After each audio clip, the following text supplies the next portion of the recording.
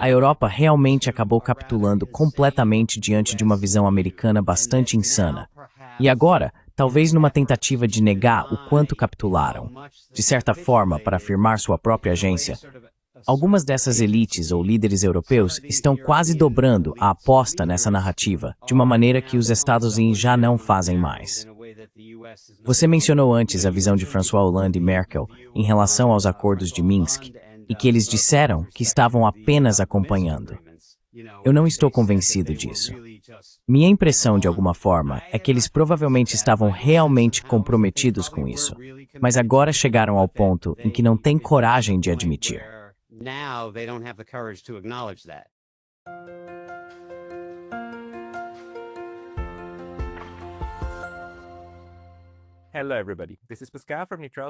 Olá, pessoal.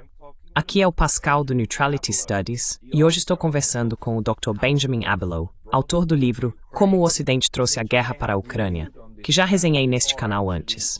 Na verdade, você pode conferir esse vídeo se quiser. O Dr. Abelow se formou na Escola de Medicina de Yale, onde também foi professor de medicina. Dr. Abelow, seja bem-vindo ao programa. Obrigado, Pascal. Thank you, Pascal. It's Takathy. É ótimo ter você aqui, porque há alguns meses entramos em contato e eu queria conversar com você sobre o seu livro, mas você disse que não estava dando entrevistas na época. Então eu resenhei o seu livro, que achei uma leitura muito boa. Ele traz muita informação em pouco tempo, digamos assim. Você condensou muita história em uma leitura muito útil. E agora você está dando entrevistas. Fico muito feliz com isso. O que fez você mudar de ideia? Sim, é um prazer. Sabe, eu passo por períodos em que tenho outras coisas acontecendo e tenho dificuldade para acompanhar todas as notícias. Eu só não quero participar de uma entrevista se não estou acompanhando. No momento, estou acompanhando mais ou menos. Então, sim.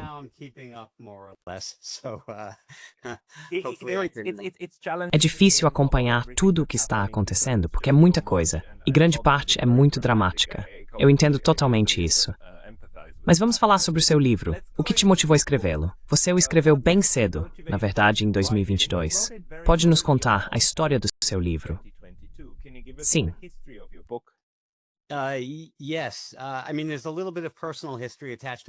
Quero dizer, há também um pouco de história pessoal envolvida nisso. Eu estudei história europeia na graduação e depois trabalhei em Washington, D.C. por alguns anos, fazendo trabalho de educação e lobby sobre política de armas nucleares. Mas então decidi ir para a faculdade de medicina. Comecei a estudar medicina e realmente me afastei completamente do mundo da geopolítica e do controle de armas. Mas com o início da guerra na Ucrânia, me vi meio que envolvido novamente. E eu acabei tendo tempo suficiente para realmente me aprofundar um pouco nas coisas. Então foi o que fiz. Na verdade, uma das coisas que me motivou foi perceber que o risco de uma guerra nuclear era real, se houvesse uma escalada e se os Estados Unidos ou a OTAN se envolvessem diretamente em um conflito com a Rússia.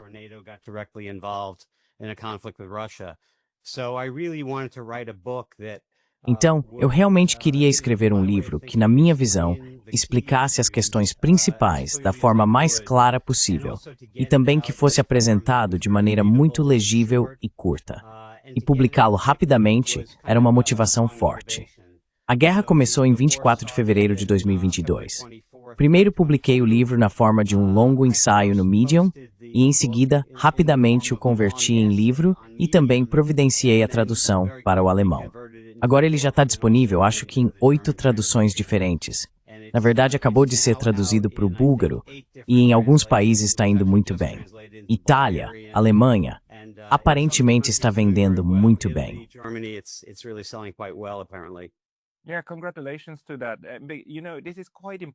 Sim, parabéns por isso. Sabe, é realmente importante ter ensaios longos, ou livros curtos, como você preferir chamar, que exponham os problemas fundamentais da narrativa dominante. E acho que é exatamente isso que você está fazendo, de forma brilhante. Também trazendo o contexto histórico do Maidan e como tudo escalou politicamente até 2022. Na sua opinião, qual é o aspecto mais crucial que está faltando na narrativa dominante? just lacks from the mainstream narrative? The most crucial thing that lacks the mainstream narrative. A coisa mais crucial que falta na narrativa dominante, eu diria que o ponto crucial do que está acontecendo e o que tentei destacar no meu livro, é que intitulei a introdução do meu livro de como a narrativa impulsiona a guerra. Então, realmente vejo a questão central como um mal-entendido fundamental sobre a natureza da guerra. Ou seja, a narrativa errada foi propagada, e isso é realmente a principal causa. Portanto, não é tanto, na minha opinião, que falta algo na narrativa dominante. É que a narrativa está completamente invertida. Você sabe, você mencionou que eu tenho um diploma em medicina. Eu menciono isso porque às vezes penso na situação simplesmente como sendo um erro fundamental de diagnóstico sobre qual é o problema.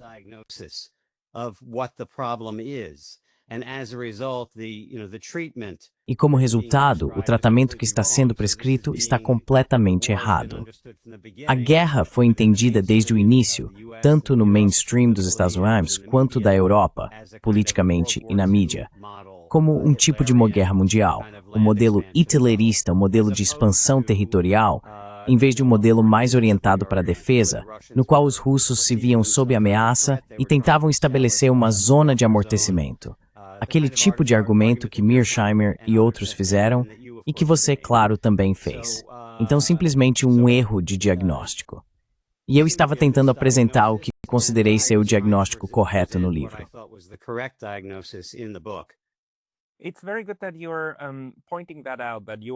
É muito bom que você esteja destacando isso, que está realmente olhando para essa questão, não apenas pela ótica da história, mas também pela da medicina. Porque existe uma tendência muito forte nas relações internacionais e no pensamento de segurança de comparar tudo a uma ameaça, certo? E ao pressuposto básico de, se eu tenho uma arma e você tem uma arma, o que acontece? Como reagimos psicologicamente? Mas também podemos olhar para isso como um problema médico, certo? De um organismo que não está funcionando bem. Agora, fazendo isso, em que sentido, então, seria a prescrição que você daria? Qual seria a prescrição que você daria quando tivermos um diagnóstico correto?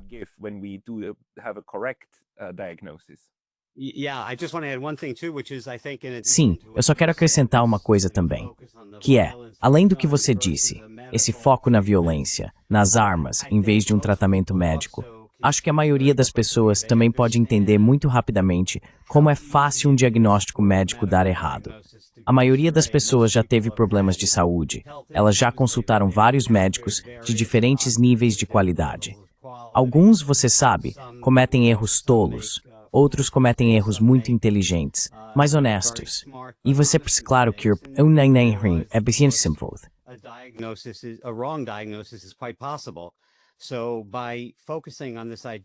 Ao focar nessa ideia de diagnóstico e tratamento, também é uma forma de enfatizar que isso não é algum argumento mágico sobre quais são as causas da guerra. Claro, estamos falando sobre as causas da guerra, mas também é uma maneira de destacar como é simples, até mesmo para uma pessoa inteligente se desviar. Assim como um médico inteligente pode se desviar completamente e seguir o caminho errado. E eu acho que, como todos nós temos essa experiência direta com a medicina, seja como médicos ou como pacientes que frequentemente observam falhas de seus profissionais, achei muito útil pensar dessa forma.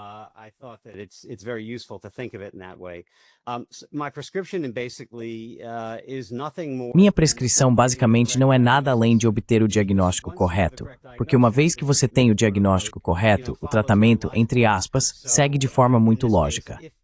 Então, neste caso, se reconhecermos que a causa da guerra não foi uma agressão russa inata ou agressão por parte de Putin, mas sim uma tentativa, por mais perigosa e violenta que tenha sido, de tomar uma ação protetiva e responder a ameaças percebidas, então o tratamento, ou o que se faria para lidar com o problema, começaria com o diagnóstico correto e depois passaria a levar em conta as reais necessidades de segurança da Rússia, conforme percebidas por Putin.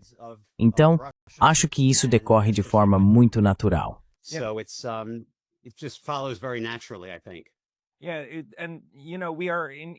Sim. E você sabe, nesse sentido, depois de 3 anos, há claramente esses dois campos que se formaram em relação a como entendemos a guerra. O campo ocidental mainstream entende isso como você disse, uma guerra de agressão hitlerista, do tipo Segunda Guerra Mundial. É assim também que está sendo retratado. Por isso o Sr. Zelensky é comparado a Winston Churchill e todo esse tipo de coisa, o que eu acho um absurdo, e outros também acham um absurdo. E então outro campo, no qual eu nos coloco, entende isso como uma reação na Rússia às suas necessidades de segurança percebidas, que o Ocidente nunca levou a sério, ou simplesmente ignorou.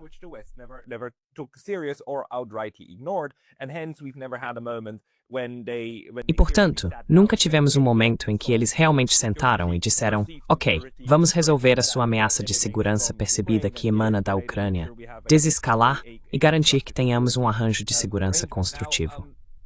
Agora uma pergunta. Eu costumo chamar isso de análise.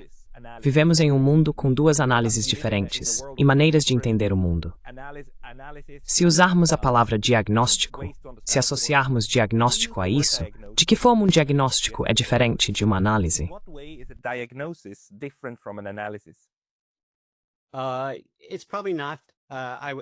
Provavelmente não.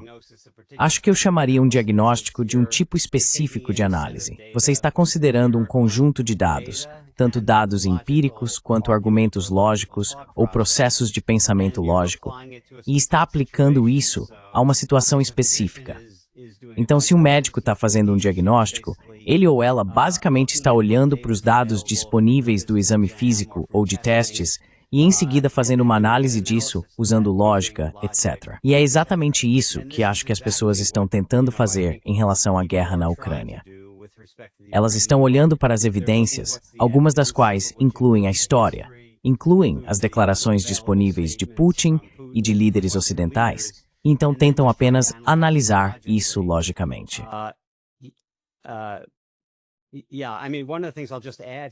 Sim, quero dizer, uma das coisas que só vou acrescentar aqui, que tenho certeza de que vamos abordar de qualquer maneira, é que eu acho, em primeiro lugar, que desde que o livro foi publicado, há cada vez mais evidências de que a análise ou interpretação que você e eu temos defendido é a correta. Quero dizer, isso realmente ficou óbvio. Eu não sabia disso na época em que escrevi o livro, mas literalmente dentro de 24 horas após o início da invasão, o gabinete do Putin estava entrando em contato com o gabinete do Zelensky e basicamente oferecendo voltar ao status quo antebellum, as condições anteriores à guerra, em troca da neutralidade ucraniana. E isso está realmente postado no site do Zelensky agora. Quero dizer, pelo menos estava da última vez que olhei. Então há cada vez mais evidências, eu acho, de que a análise que você e eu temos apresentado desde o início é a correta.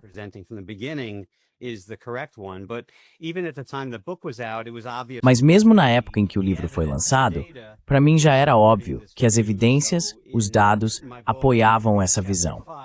Então no meu livro, e acho que é no capítulo 5, eu coloco lado a lado comentários da Fiona Hill, que claro, é bastante linha dura. Mas se você olhar para o conteúdo real do que ela diz, percebe que ela na verdade parece estar argumentando que de fato foi a OTAN que foi responsável ou em grande parte responsável. Então nesse capítulo do livro, eu alinho o que ela diz com o que o Mearsheimer disse. E eu disse, sabe, eles estão usando palavras diferentes, mas basicamente estão dizendo a mesma coisa. Então acho que as evidências eram bastante claras desde o início e só ficaram ainda mais claras à medida que fomos obtendo mais e mais informações sobre, por exemplo, as negociações de Istambul, etc. E o que aconteceu com o Boris Johnson e afins.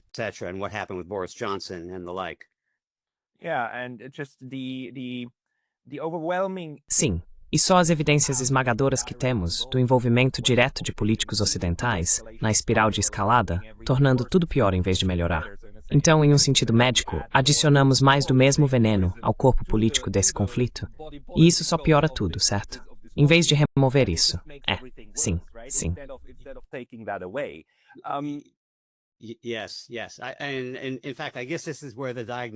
E na verdade, acho que é aqui que a analogia do diagnóstico começa a falhar um pouco, porque temos as potências ocidentais basicamente contribuindo para a patologia antes mesmo que ela surgisse. Bem, pelo menos acho que se quisermos começar em 2014, provavelmente já estávamos envolvidos antes disso também. Quero dizer, Temos as declarações públicas da Victoria Nuland, de 2013, sobre os Salvans investindo $5 bilhões para a promoção da democracia. Sabemos com certeza, com base em reportagens do The New York Times e do The Washington Post, que a CIA se envolveu logo após a tomada da Crimeia.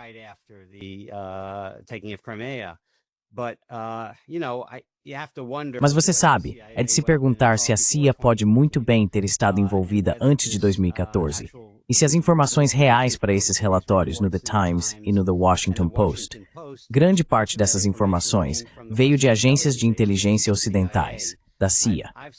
Às vezes me pego pensando, qual seria o interesse da CIA em de repente revelar o quão ativa ela tem sido desde 2014? E uma das ideias que me ocorreu é que isso é o que às vezes se chama, ou pode ser chamado, de limited hangout, quando uma agência de inteligência divulga deliberadamente algo que é verdade, mas faz isso para desviar a atenção de algo que não quer que seja revelado, que é o fato de que eles podem ter estado envolvidos antes de 2014. Então pode ter havido um elemento de deturpação que contribuiu para o que aconteceu e para a tomada da Crimeia.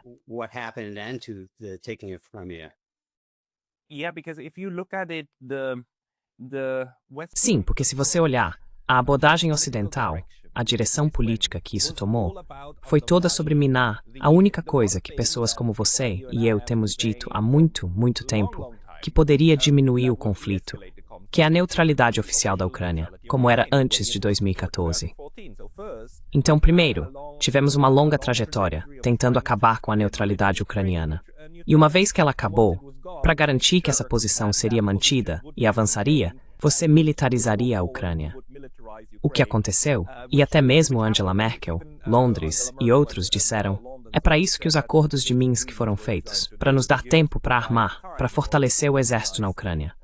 Bem, se você fortalece algo, é para usar para algum propósito, certo?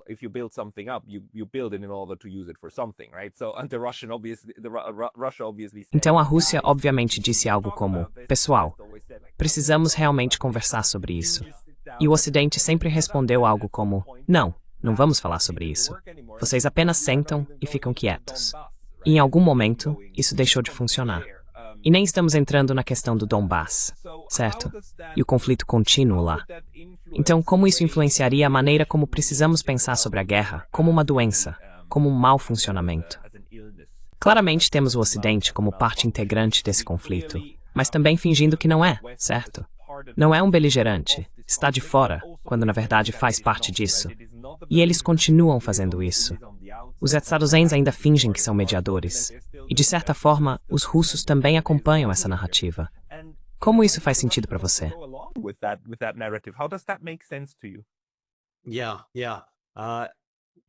Sim.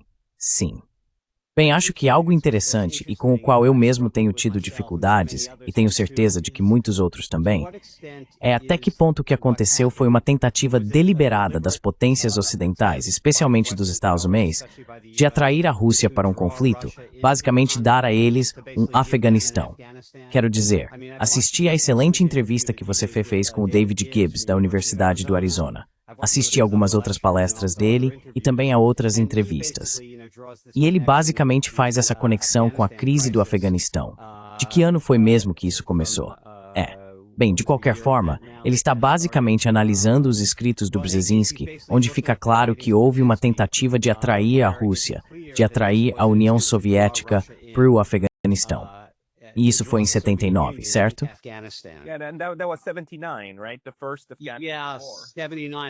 O primeiro, sim, 79, acho que foi quando começou. Foi em dezembro, ou algo assim, de 1979. Então você sabe, David Gibbs e outros argumentaram que isso foi uma tentativa deliberada de atrair a Rússia para um conflito. E talvez isso seja possível. Não tenho tanta certeza disso. Acho que também é possível que tenha sido mais um clássico dilema de segurança, em que as potências ocidentais tomaram ações que percebiam como defensivas, mas que o outro lado via como ofensivas, e isso levou a um ciclo de escalada. Então, se considerarmos o lado de que o Ocidente estava deliberadamente tentando atrair a Rússia para um conflito, acho que o argumento do diagnóstico desmorona, porque aí você tem uma tentativa muito deliberada de criar uma guerra de minar o poder da Rússia, talvez até de balcanizar a Rússia.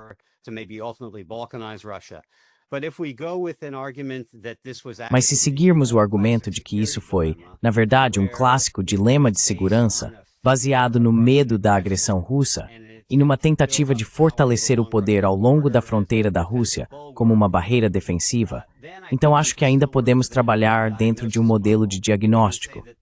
Podemos dizer que houve um erro de diagnóstico sobre as intenções da Rússia, e então houve uma tentativa de dissuadi-los de tomar uma ação agressiva. Mas, de qualquer forma, não quero dar muita ênfase ao modelo de diagnóstico-tratamento, porque fica complicado exatamente onde ele se aplica e onde não se aplica. Mas para mim, o principal benefício desse modelo é simplesmente que ele é uma forma muito direta de falar sobre a situação. E acho que a maioria das pessoas consegue se identificar com isso.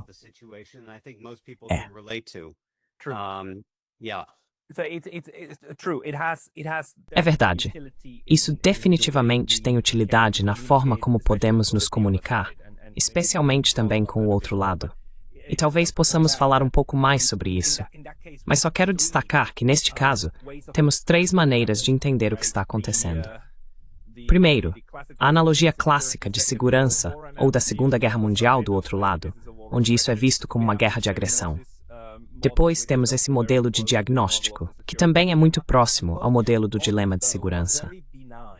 Ambos os modelos, porém, são muito benignos, pois assumem que um mal-entendido, um diagnóstico errado, está no cerne do conflito. Mas então temos o terceiro, que é não, isso é um ato deliberado. Uma guerra por procuração, ou guerra de coalizão, ou como você quiser chamar essa forma de agressão contra a Rússia, que na verdade também é uma maneira pela qual muitos pensadores russos estão analisando a situação. Então precisamos apenas deixar claro que se usarmos o modelo de diagnóstico ou de dilema de segurança, estamos pressupondo boas intenções com base nesse entendimento, certo?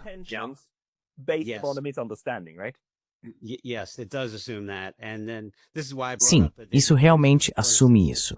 E é por isso que mencionei David Gibbs, que, por exemplo, e ele, assim como muitos outros, já levantaram essa questão, eu acho que muito disso se resume, você sabe, à palavra provocado. Como é usada, pelo menos no inglês americano, ela pode ter 2 significados distintos. Um pode indicar uma tentativa deliberada de provocar algo, de criar o problema.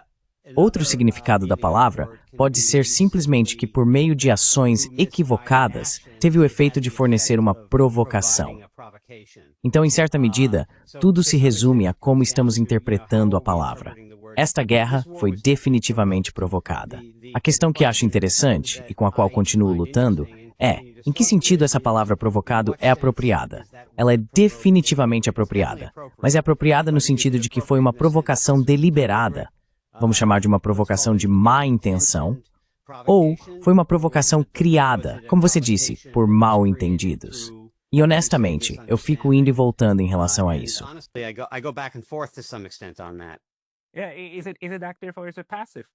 É ativo ou é passivo?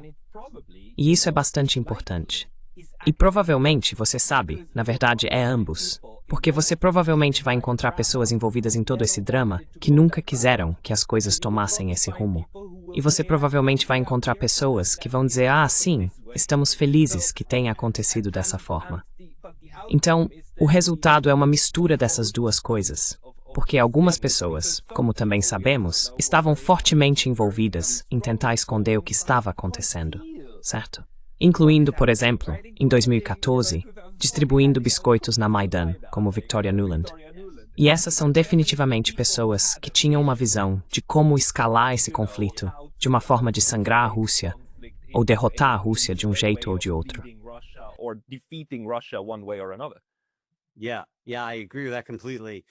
Sim, eu concordo totalmente com isso. Sabe, muitas vezes as pessoas fazem perguntas como o que os Estados Unidos pretendiam. E isso, claro, implica um modelo de ator unitário, como se tivéssemos um único integrado Estados Unidos. Enquanto eu sempre gosto de destacar, para começar, algo que de certa forma é bastante óbvio, Mas só para dizer antes de tudo, não existe uma decisão única dos S sobre isso para começar. Os Essavas são compostos por 330 milhões de indivíduos, ou algo assim. Muitos dos quais, mas mesmo dentro da elite no campo da política externa, você pode facilmente ter, como você está apontando, pessoas diferentes com motivações diferentes.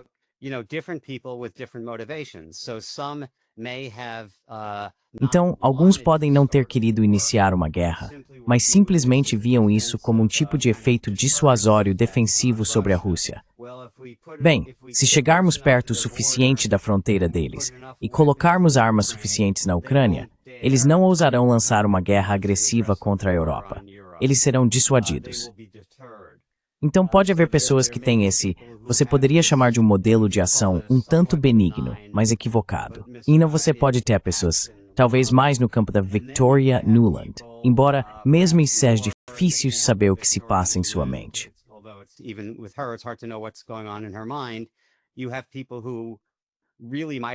Você tem pessoas que realmente podem ter querido provocar uma guerra, fazer algo como o que Brzezinski pode ter tentado ou desejado fazer em 1979. Atrair a Rússia, atrair a União Soviética para o Afeganistão, o que parece ter sido o caso, pelo menos da parte do Brzezinski. Então acho que o ponto que você está levantando é muito importante, e às vezes acaba sendo esquecido quando começamos a falar sobre atores unitários e ficamos indo e voltando. Quais eram as motivações dos Estados Unidos? Quando na verdade temos um corpo de tomadores de decisão muito complexo, que pode ou não concordar entre si. Mas enquanto em geral eles chegarem a algumas das mesmas diretrizes políticas, o resultado será o mesmo.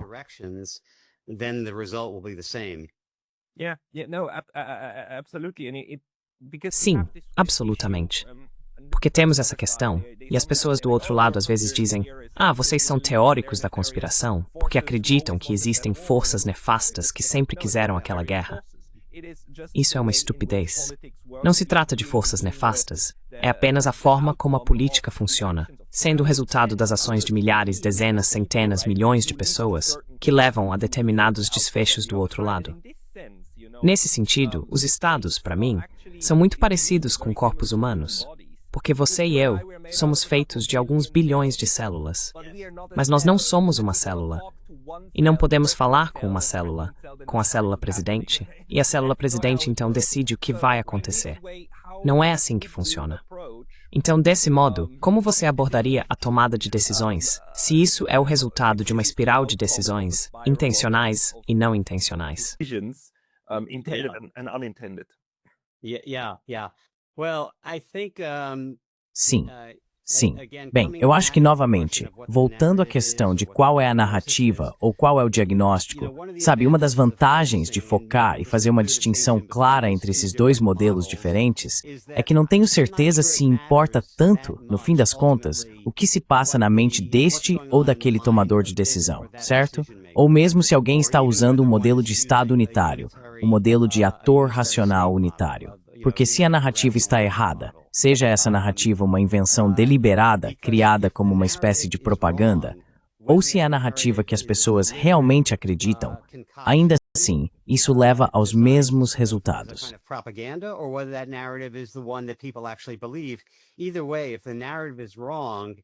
De qualquer forma, se a narrativa está errada, acho que é possível avançar bastante simplesmente ao apontar as evidências de que a narrativa está errada, mostrar qual é a narrativa correta e então destacar as implicações do que acontece quando se tem uma narrativa equivocada. Então, sabe, considero isso um quebra-cabeça intelectual muito interessante. Exatamente quem é responsável, quais eram seus motivos, até que ponto o complexo militar industrial influenciou nisso e de que forma. Sabe, tudo isso é fascinante, e acredito que todos esses fatores tiveram um papel. Mas tentar determinar o peso relativo de cada um pode ser muito difícil.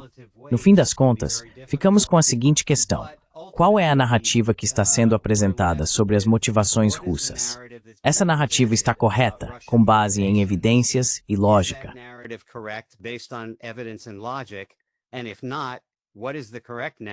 E se não, qual é a narrativa correta? E o que podemos fazer a respeito para acabar com o conflito? Então, de certa forma, o problema primeiro se torna mais complicado à medida que tentamos analisar todos os atores envolvidos, tentando entender todas as possibilidades. Mas depois, de certa forma, o problema se resolve e volta a ser mais simples quando reduzimos a questão a uma escolha entre duas narrativas, que podemos verificar e testar de forma independente, analisando as evidências e a lógica. Algo que, por exemplo, me chamou muito a atenção foi a abordagem imediata da Rússia à Ucrânia, realmente dentro de 24 horas após o início da guerra, levando as negociações, primeiro na Bielorrússia e depois em Istambul. Então, acredito que quando focamos nas evidências e na lógica, algumas das complexidades sobre as motivações subjacentes parecem se resolver sozinhas.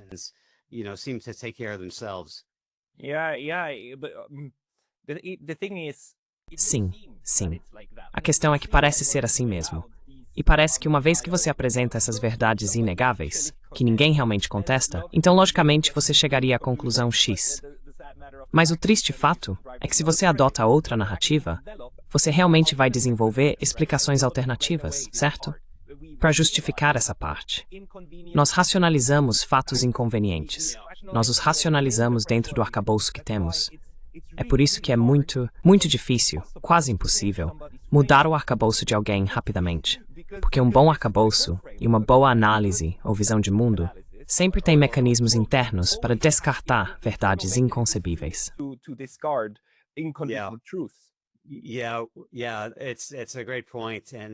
Sim, é um ótimo ponto. Não importa qual posição alguém esteja defendendo, sempre é possível encontrar explicações ad hoc para reforçar a tese central, como forma de protegê-la contra críticas e tentar explicar as coisas.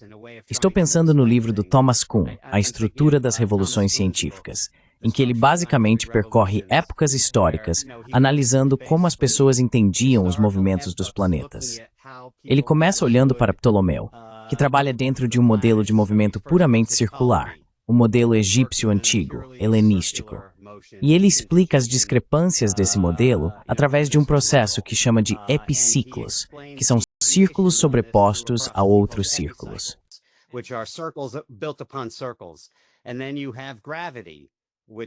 E então você tem a gravidade, que, como você sabe, tem um modelo newtoniano.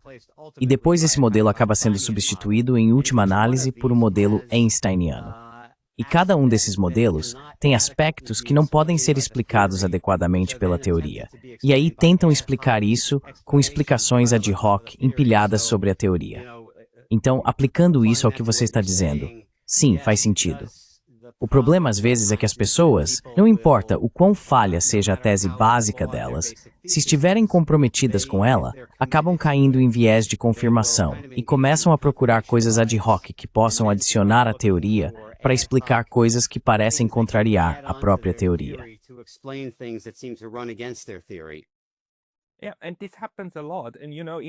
Sim, isso acontece muito.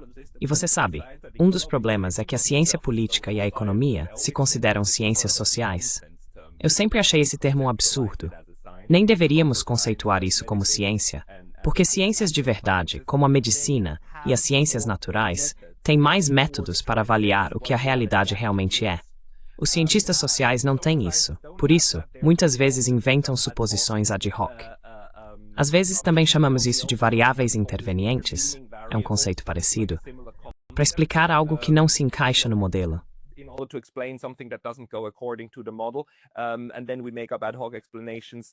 E então inventamos explicações ad hoc para que esses problemas desapareçam e para que o modelo continue funcionando. Uma das metodologias mais importantes que vocês, cientistas naturais, têm são os experimentos. Vocês podem cortar uma parte, levar para outro lugar e repetir o processo. Nas ciências sociais, não podemos fazer isso. Simplesmente não podemos repetir 2022. Desculpe, não sei se há uma pergunta embutida aí, mas a questão é que precisaríamos, de alguma forma, descobrir como testar se a suposição está correta e como convencer a outra pessoa de que, veja, as suposições que você incorporou ao seu modelo são tão falhas que realmente precisamos pedir que você mude o modelo para resolver o conflito. ask you to change the model in order to solve the conflict. Yeah, yeah. Bem, não sei sobre experimentos. Eu teria que pensar mais sobre isso. Nada me vem à mente facilmente para um experimento. Não podemos. Mas, exatamente. Certo. Quero dizer, você não poderia começar uma guerra por meio de um experimento. Necessário ter processamento de justwood. If you get roasted experimentos that fruit targets, infelizmente, is Not there. Right. I think Certo. Acho que talvez eu diria o seguinte: se considerarmos a população que estamos tentando convencer da visão correta ou da visão correta, diferentes pessoas têm diferentes níveis de compromisso prévio com determinado modelo. Então, se alguém está totalmente comprometido, profundamente comprometido ideologicamente com o modelo de que Putin é o novo Hitler, e essa pessoa está psicologicamente enraizada nessa visão, dedicou sua carreira a isso, ela simplesmente será incapaz de sequer contemplar outra possibilidade. Acho que provavelmente é mais ou menos inútil tentar persuadi-la. Sabe, às vezes existe uma expressão de que a ciência avança um funeral de cada vez. A ideia de que certas pessoas, às vezes as mais experientes em uma área, não vão mudar de opinião.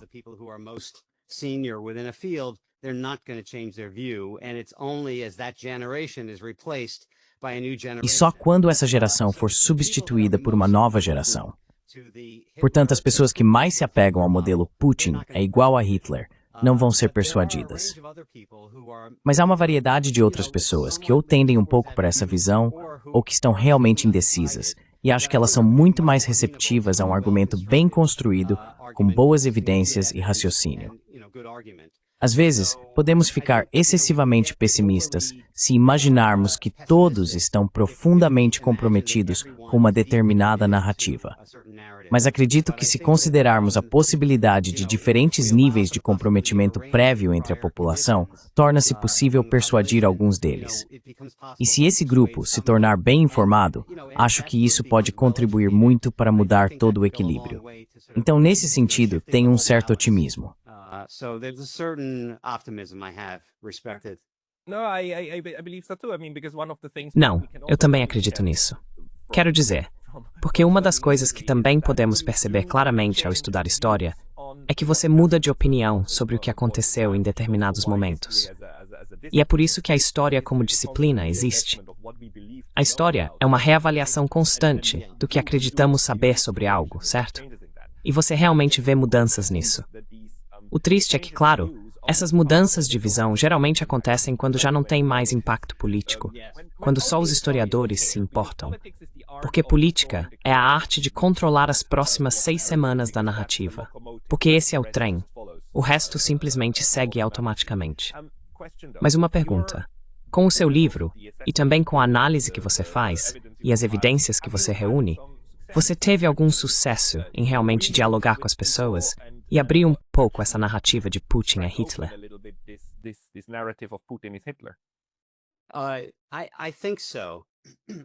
Acho que sim. Acho que até certo ponto. Novamente, com as pessoas que estão totalmente comprometidas psicologicamente, emocionalmente, politicamente, não me preocupo muito com elas.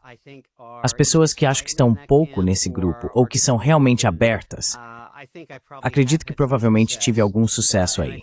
E acho que o fato de o livro ser curto e de fácil leitura, mas também bastante substancial, tenho 10 páginas de notas finais também, significa que as pessoas podem se aprofundar se quiserem. Sabe, uma das coisas que me dá uma certa esperança ou positividade e me faz pensar que tive algum impacto é às vezes ler algumas das resenhas na Amazon, por exemplo, tanto nos Estados Unidos quanto traduzindo as resenhas publicadas para as edições alemã e italiana.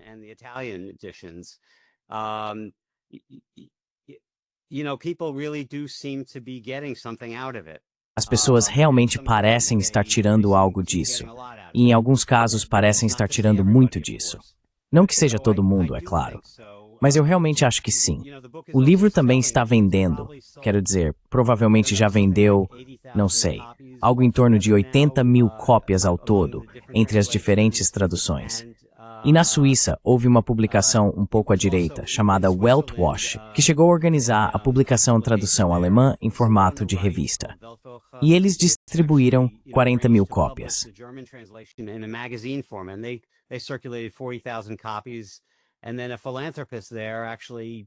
E então um filantropo lá realmente pagou do próprio bolso para produzir mais 300 mil cópias. Ele distribuiu essas cópias na Suíça, enviando-as por correio para residências em Berna e Zurique. Então, sabe, algumas das respostas que recebi, tanto quantitativamente quanto em termos de avaliações e comentários, me dão a sensação de que sim, isso teve algum impacto. Obviamente, não tanto quanto eu gostaria, ou essa guerra já teria acabado há muito tempo, e não estaríamos vendo as bobagens que estamos vendo atualmente.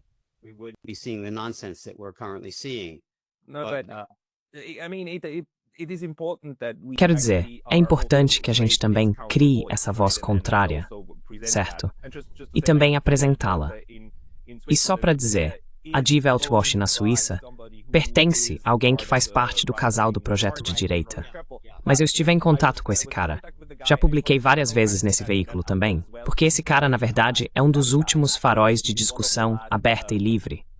Porque mesmo sendo de direita, ele ainda tem muitos esquerdistas que escrevem lá. Porque ele diz, quero no meu jornal ter ideias opostas em uma mesma revista. Certo?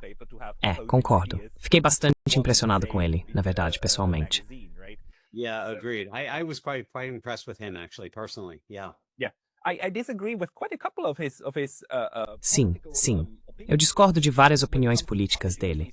Mas quando se trata de publicação e liberdade de expressão, o cara é, sabe, a moda antiga, tipo Voltaire. Posso odiar sua opinião, mas defenderei seu direito de dizê-la. Esse tipo de coisa. Então, quando pensamos nisso nos últimos 3 anos, acho que também vimos uma mudança na forma como a percepção da guerra está evoluindo. Especialmente nos Estados Unidos, na verdade. A Europa me parece muito arraigada. O que você acha que é, atualmente, a opinião educada e aceita nos Estados Unidos sobre o que essa guerra significa?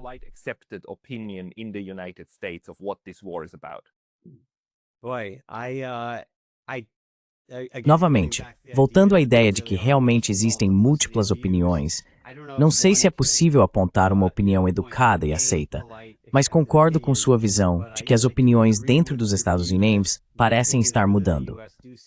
Essa é a impressão que tenho, de alguma forma. E de novo, sabe, não estou olhando para dados de pesquisas realmente. Talvez alguns desses dados fossem reveladores, mas não os consultei.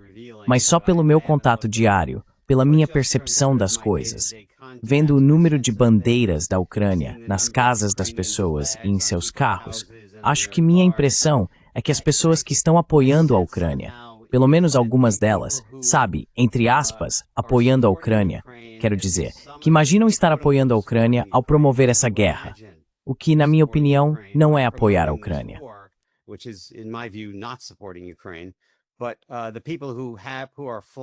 Mas as pessoas que estão hasteando bandeiras ucranianas e têm um certo ponto de vista que isso representa, acho que pelo menos uma parte delas está ficando menos arraigada em suas opiniões.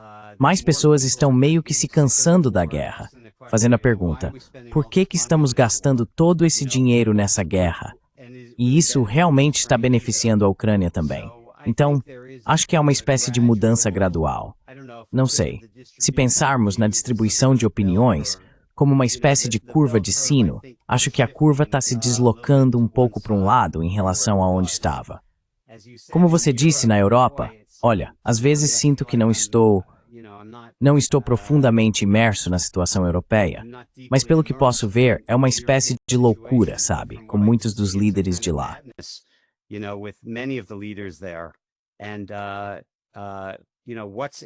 E sabe, o que exatamente está por trás disso é muito difícil de saber. Eu tenho uma hipótese de que parte disso pode ser que depois de bastante tempo em que os principais atores europeus, especialmente pensando na França e na Alemanha, desde a época de 2008, com a oposição dos líderes franceses e alemães em conceder à Ucrânia um plano de ação para a adesão, foi realmente essa oposição que impediu isso, que impediu George Bush de avançar com o pedido de adesão. O que mudou entre então, quando naquela época Merkel afirmou que achava que tentar avançar com a adesão da Ucrânia à OTAN poderia ser percebido como um ato de guerra por Putin?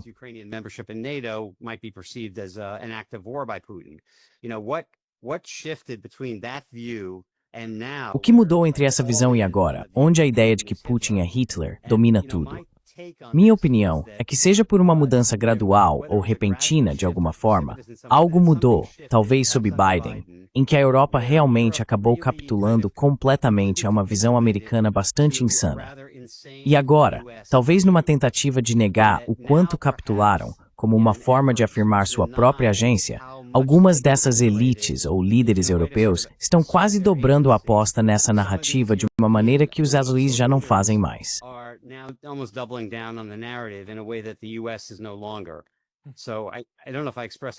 Então não sei se expressei isso muito claramente, mas você sabe, você mencionou antes a visão de François Hollande e Merkel em relação aos acordos de Minsk, e que eles disseram que estavam apenas acompanhando. Eu não estou convencido disso.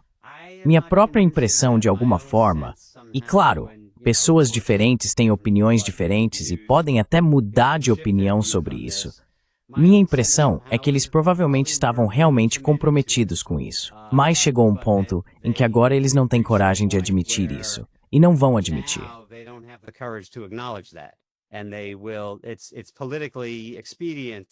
É politicamente conveniente, ou psicologicamente conveniente, ou pessoalmente conveniente, para eles agora dizerem que não, eles nunca foram tão ingênuos, a ponto de acreditar que isso realmente poderia dar certo. Quero dizer, para mim, simplesmente não faz sentido que eles pudessem estar tão ativamente envolvidos, que Steinmeier pudesse estar tão envolvido em sua formulação de tentar implementar Minsk, se não fosse um compromisso real. Para mim, parece que era realmente um compromisso, mas que algo mudou na mentalidade. E isso é, sabe, de novo, eu realmente não sei, mas talvez eu apontaria possivelmente para o período sob Biden, onde a Europa meio que, sob pressão de Biden, não tenho certeza exatamente, de alguma forma começou a adotar uma visão realmente diferente.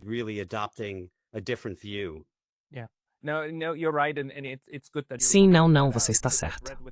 E é bom que você esteja destacando isso, porque conversei com várias pessoas, incluindo um jornalista alemão, Thomas Fatzi, que leu as memórias de Angela Merkel. E ele disse que a única coisa de real substância em política externa sobre a qual ela escreve é, na verdade, a crise da Ucrânia e seu desenvolvimento. E você percebe que, mesmo que seja cético em relação às verdadeiras motivações dela, e saiba que ela está escrevendo aquilo basicamente para, você sabe, se mostrar da melhor forma possível. Ainda assim, você vê que havia claramente uma intenção de chegar a uma situação melhor por meio do Acordo de Minsk. Então, provavelmente, as declarações dela depois, junto com as de Hollande, foram uma forma de reinterpretar as ações deles, de um jeito que a narrativa atual de 2022, 2023 aceitaria, porque eles também estavam sendo retratados como tendo sido enganados, certo?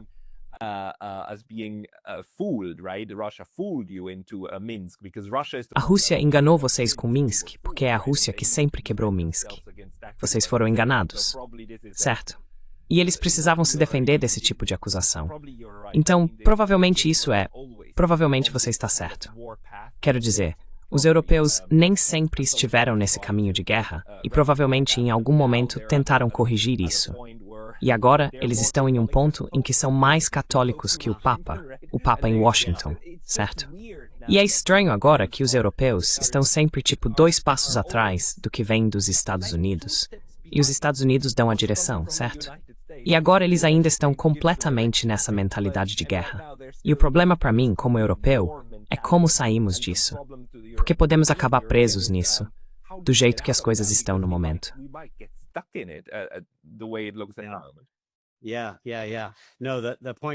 Sim.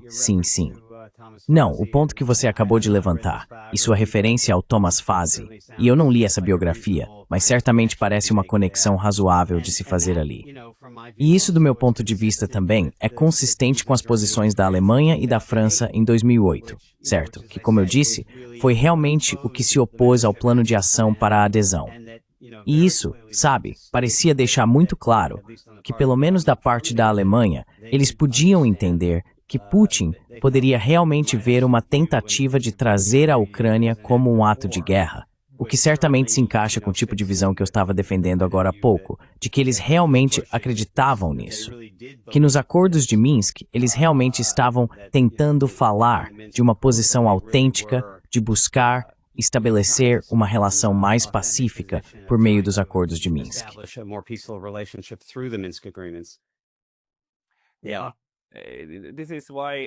É por isso que, de certa forma, para pessoas como nós, a questão é: como podemos voltar a um momento em que algo como Minsk teria novamente uma chance real de desescalar a situação?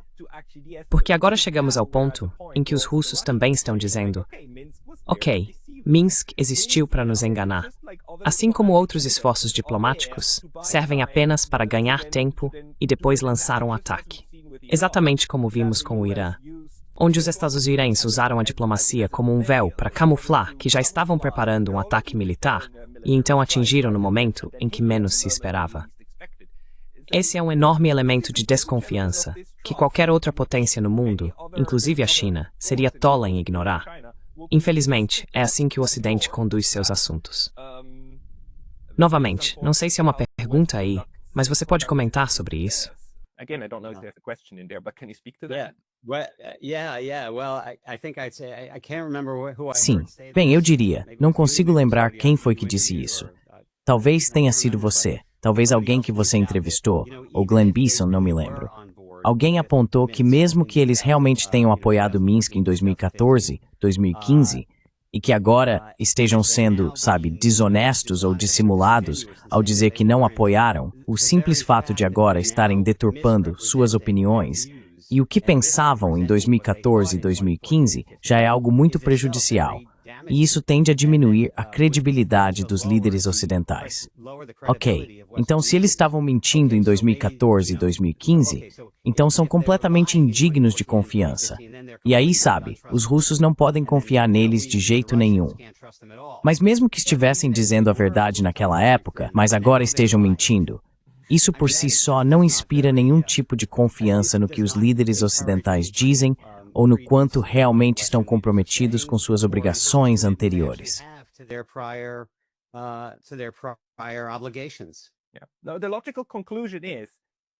A conclusão lógica é que você não pode confiar neles. Você não pode, não deve confiar. Não dá simplesmente para fechar os olhos, apertar as mãos e achar que está resolvido, certo? O único caminho possível é, provavelmente, de novo, começar de algum ponto com a lógica da Guerra Fria. Ok, fazemos um acordo, mas o acordo precisa ser verificável. Se não for verificável, não podemos fazê-lo, certo? E se o outro lado não quiser incluir métodos de verificação, então está sendo desonesto, Shooter. Then they're dishonest about it. I agree with that. Sim, sim. Concordo com isso. Quero dizer, acho que a única coisa que eu colocaria de forma um pouco diferente é que na maioria dos casos, pode haver situações em que exista confiança suficiente para que a verificação nem seja buscada. Mas acho que, em geral, provavelmente mesmo em um relacionamento mais confiável, essa expressão confie, mas verifique normalmente se aplicaria. Então, isso certamente pode se aplicar a uma situação de desconfiança fundamental. Um interesse comum em prevenir uma guerra nuclear, por exemplo, pode levar a um acordo de controle de armas verificável. Então, sabe, eu estou esperançoso.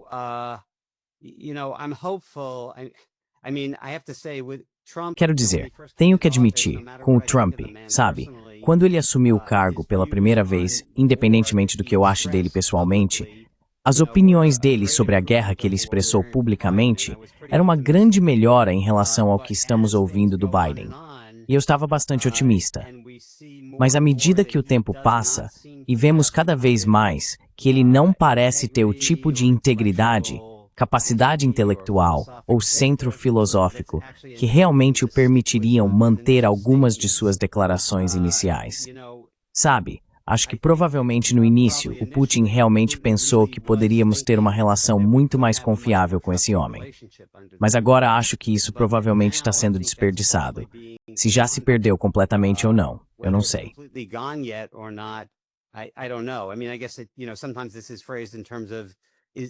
Quero dizer, acho que às vezes isso é colocado da seguinte forma: agora essa é a guerra de Trump. Ele agora assumiu, tomou o controle da guerra e assumiu a obrigação. Você entende o que estou dizendo? E na medida em que ele fez isso, acho que a disposição da Rússia para comprometer-se de alguma forma está sendo muito reduzida. Na medida em que ele ainda não assumiu totalmente e feito dessa guerra a sua guerra, então acho que, com sorte, os russos ainda podem ter talvez um pouco mais de controle, sabe, algum grau de confiança em um acordo. E não precisariam ver isso apenas como algo que será resolvido no campo de batalha, o que pode ser onde já estamos. Não sei. Quero dizer, há pessoas que pensaram sobre isso de forma mais profunda do que eu, mas continuo incerto sobre muitas dessas questões. I remain uncertain about a lot of these issues. I'm slightly optimistic on this front. Estou um pouco otimista nesse aspecto, porque os russos têm pessoas muito capazes, na verdade. Conversei com um dos especialistas deles em relações exteriores, Andrei. Esqueci o sobrenome dele, vou procurar depois. Ele estava dizendo, 3 meses depois que Trump assumiu o cargo, que o nome do jogo na Rússia naquela época era gestão de expectativas. Porque todas as coisas que o senhor Trump estava dizendo levavam muitos russos a acreditar que talvez agora pudéssemos sair dessa situação. Mas ele disse que a experiência das últimas décadas mostrou que geralmente haverá decepções.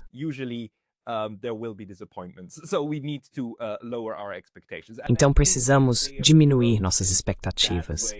E acho que eles abordaram a questão dessa forma o tempo todo, porque novamente a única coisa, o salto de fé que os Estados estavam pedindo à Rússia, era implementar um cessar-fogo primeiro, certo?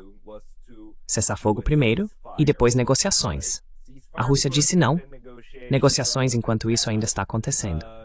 E os russos mantiveram essa posição. E havia uma dúvida se Putin cederia ou não, e ele não cedeu. E claro, o Ocidente agora está dizendo que isso é prova da desonestidade dele, e assim por diante. Quero dizer, novamente, acho que isso é uma má interpretação do que realmente está acontecendo. I think it's a misreading of what's actually happening. I mean, this whole ceasefire business. Sim. Quero dizer, toda essa questão do cessar-fogo, com licença, estou sentado numa dessas cadeiras giratórias. Ela fica girando e inclinando. Sim, concordo com você que isso é uma interpretação equivocada. Acho que, sabe, esse é um daqueles casos em que os acontecimentos se desenrolam tão rápido e tantas novas declarações surgem. Pelo que me lembro, Lavrov foi bem claro na época de que, sabe, as discussões iniciais sobre esse cessar-fogo eram tipo, estamos dispostos a começar com um cessar-fogo. Estamos dispostos a iniciar com um cessar-fogo. Mas isso precisa estar atrelado a um processo em que nossas preocupações fundamentais de segurança também sejam abordadas.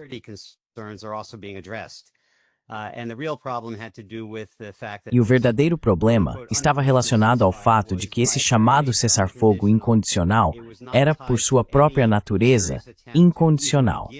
Não estava vinculado a nenhuma tentativa séria de sequer começar a abordar as preocupações de segurança da Rússia. E claro, deixava aberta a possibilidade para, você sabe, basicamente descanso e recuperação das forças ucranianas. Rearmamento, talvez um aumento do entrincheiramento, ou envolvimento de forças ou conselheiros europeus, ou a militarização da Ucrânia.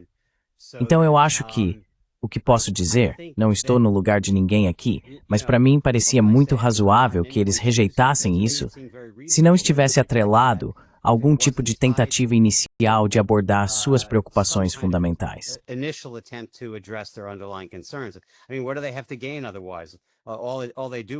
Quero dizer, o que eles têm a ganhar caso contrário? Tudo o que fazem é perder parte de sua influência. Então uma coisa que ainda me dá, sabe, não quero usar a palavra otimismo porque não estou otimista. Se alguma coisa, sou mais ou menos pessimista. Mas sabe, a única coisa que me faz ser um pessimista mitigado, ou que vai contra meu pessimismo, é o fato de que realmente acho que o Putin, independentemente do que se pense dele, é um jogador bastante racional em muitos aspectos, e que realmente é racional para a Rússia, na medida do possível, estabelecer uma relação estável, certamente com os Azazouan, também com a Europa, se possível, e também com a Ucrânia. Also with Europe, if possible, and also with Ukraine.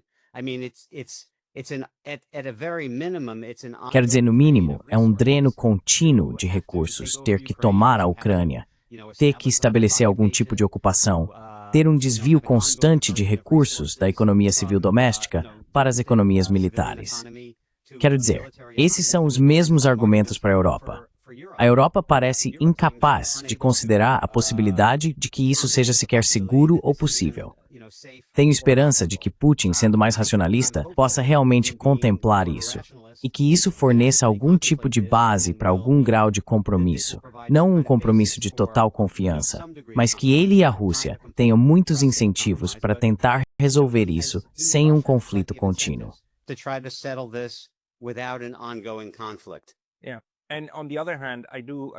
Por outro lado, eu realmente acredito que no ponto em que a Rússia está agora, há uma aceitação de que talvez um relacionamento funcional com os Estados-Unidos seja um em que o derramamento de sangue ainda faz parte dele. Por mais estranho que pareça, você tem um entendimento prático de como a política global avança a partir daí. Mas infelizmente o conflito por procuração faz parte disso. Sim, é bem possível. Sim, com certeza. Todas essas coisas são possíveis. São mesmo. E sou muito grato por essa discussão e por você estar dedicando seu tempo a isso, porque realmente ajuda, de vez em quando, tentar reconceituar o que está realmente acontecendo. Benjamin, as pessoas que quiserem ler mais devem, é claro, adquirir seu livro. Mas existe algum outro lugar onde você publica atualizações e afins?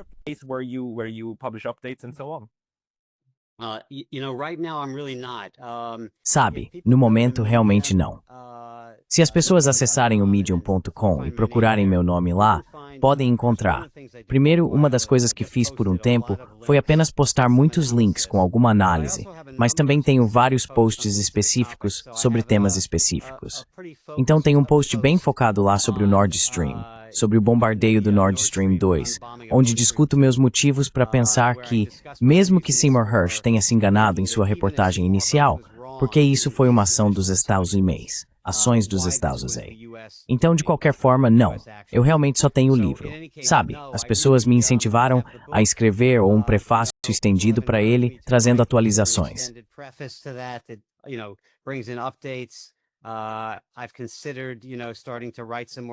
Eu já considerei, sabe, começar a escrever mais coisas de novo, mas no momento, não estou fazendo isso. As pessoas podem encontrar alguns vídeos que eu fiz apenas procurando meu nome, mas acho que o livro é realmente a principal coisa que tenho a oferecer.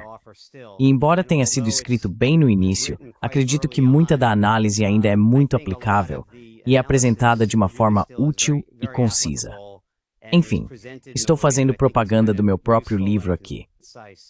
Mas é basicamente isso que tenho a oferecer neste momento. Muito justo. E eu vou colocar os links para o seu livro, assim como os PDFs e tudo mais. Ah, sim. Novamente, certo. Deixe-me apenas mencionar, quero dizer, você postou isso, acho, quando fez sua análise. Estou muito feliz. Tenho os direitos autorais. Tenho o controle dos direitos das edições em inglês, alemão e francês. E para essas estou disponibilizando gratuitamente os PDFs do próprio livro. As outras, Itália, Bulgária, Eslovênia, Dinamarca, Holanda, essas eu não tenho controle e não posso oferecer gratuitamente. Mas as edições em alemão, francês, eu posso. E fico feliz em distribuí-las livremente.